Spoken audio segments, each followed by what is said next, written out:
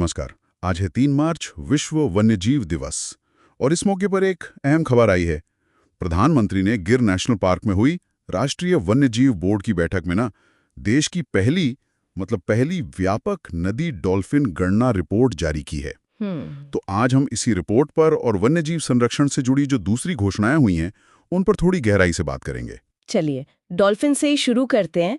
Report कह रही है कि भारत में कुल 6,327 नदी डॉल्फिन हैं। हाँ, जिनमें से ज्यादातर लगभग सारी ही 6,324 गंगा नदी डॉल्फिन है और 3 सिंधु नदी डॉल्फिन भी मिली हैं। जी बिल्कुल। ये आंकड़े तो पहली बार इतने साफ तौर पर सामने आए हैं, है ना?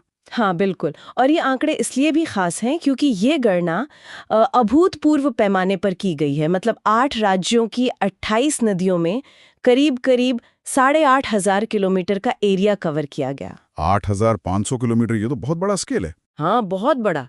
इससे हमें इन जलीय जीवों की जो स्थिति है उसका एक ठोस आधार मिला है, एक बेसलाइन मिली है।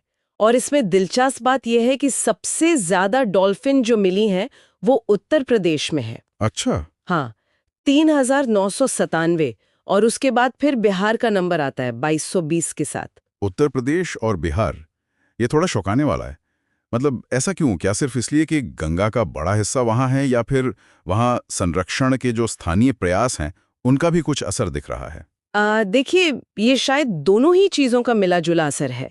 गंगा का वो हिस्सा काफी लंबा है, ये तो है ही, पर साथ ही पिछले कुछ सालों में नमामि गंगे जैसे जो कार्यक्रम चले हैं उनसे नदी के स्वास्थ्य में कुछ सुधार हुआ है और स्थानीय स्तर पर भी जागरूकता बढ़ाने की कोशिशें हुई हैं। तो हो सकता है उसका एक सकारात्मक असर हमें इन आंकड़ों में दिख रहा हो।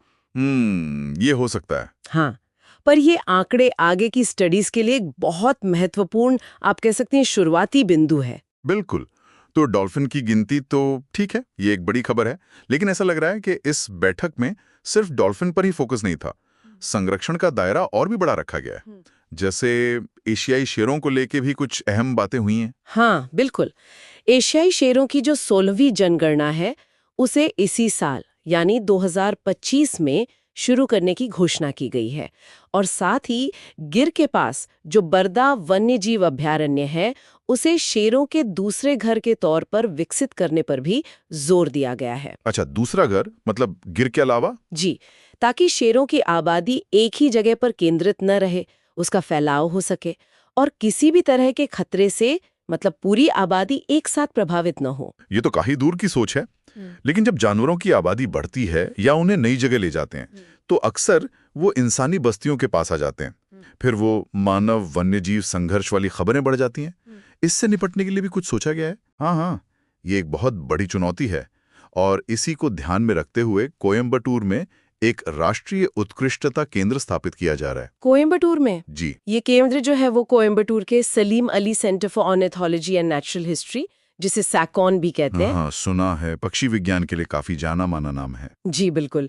तो ये केंद्र सैकॉन के तहत काम करेगा और इसका मुख्य काम होगा राज्यों को वैज्ञानिक तरीके से निगरानी करने में मदद करना और संघर्ष को मैनेज करने के लिए रणनीतियां बनाने में सहायता देना। ये जरूरी है। अच्छा, और चीतों की बात भी चल रही थी। उन्हें फिर से बसाने की योजना में भी कुछ नया है।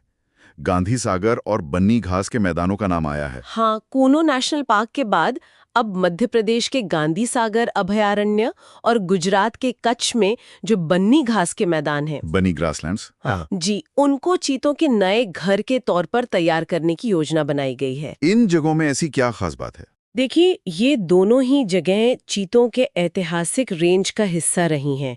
पहले वहाँ चीते पाए जाते थे। अच्छा। और वहाँ का जो वातावरण है, शिकार की उपलब्धता है, वो चीतों के लिए काफी मुफीद मानी जा रही है। अच्छा। ये भी एक तरह से वही रणनीति है कि चीतों की आबादी अलग-अलग सुरक्षित जगहों पर स्थापित हो सके।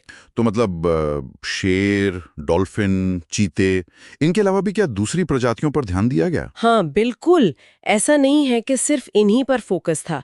इस बैठक में टाइगर प्रोजेक्ट, हाथी संरक्षण प्रोजेक्ट और हिम तेंदुआ प्रोजेक्ट, इनकी प्रगति की भी समीक्षा की गई। और साथ ही प्रोजेक्ट घड़ियाल को और तेजी से आगे बढ़ाने की बात हुई। घड़ियालों के लिए भी, हाँ जी। और ग्रेट इंडियन बस्टर्ड, जो कि एक बहुत ही गंभीर रूप से लुप्तप्राय पक्षी है, उसके संरक्षण के लिए एक राष्ट्रीय कार्य योजना भी लॉन्च करने का निर्णय लिया गया है। ग्रेट इंडियन बस्टर्ड, ये तो बहुत जरूरी था। इनकी संख्या काफी कम हो गई है। बिल्कुल। इन सब कोशिशों में क्या टेक्नोलॉजी का भी कोई रोल रहने वाला है? आजकल तो हर चीज में टेक्नोलॉजी आ गई है। हाँ, बिल्कुल। संरक्षण के कामों में आधुनिक तकनीक का इस्तेमाल बढ़ाने पर जोर दिया गया है, जैसे आर्टिफिशियल इंटेलिजेंस यानी एआई।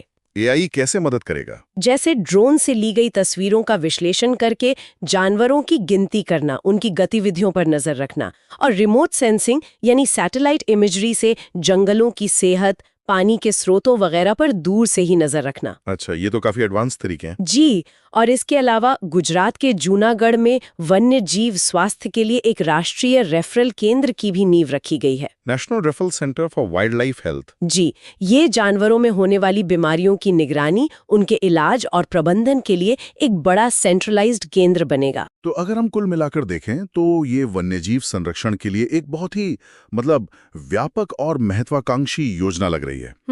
इसमें सिर्फ जानवरों की गिनती या निगरानी ही नहीं है, बल्कि मानव वन्यजीव संघर्ष का प्रबंधन भी है, नई जगहों पर जानवरों को बसाना भी है, जो लुप्तप्राय प्रजातियां हैं उन पर खास ध्यान भी है, और टेक्नोलॉजी का इस्तेमाल भी है। सब कुछ शामिल है इसमें। हाँ, बिल्कुल सही कहा आपने। ये साफ तौर पर भारत के जो वन्यजीव संरक्षण के प्रयास हैं, उन्हें अगले स्तर पे ले जाने की एक मजबूत इच्छा दिखाता है। पर यहाँ एक अहम सवाल भविष्य के लिए जरूर खड़ा होता है। क्या? कि इतनी सारी जो अलग-अलग परियोजनाएं शुरू की जा रही हैं, जो काफी महत्वाकांक्षी भी हैं, इनकी सफलता को लंबे समय तक कैसे मापा जाएगा? और सबसे जरूरी बात कि क्या बदलते हुए पर्यावरण और नई चुनौतियों के हिसाब से इनने समय पर जरूरी बदलाव करने का लचीलापन और अनुकूलन क्षमता होगी, ताकि ये सुनिश्चित हो सके कि भारत की जो ये समृद्ध वन्यजीव विरासत है, वो सचमुच में सुरक्षित रह सके। हाँ, ये सवाल तो वाजिब है। क्रियान्वयन और निरंतर निगरानी ही असली चुनौती होगी।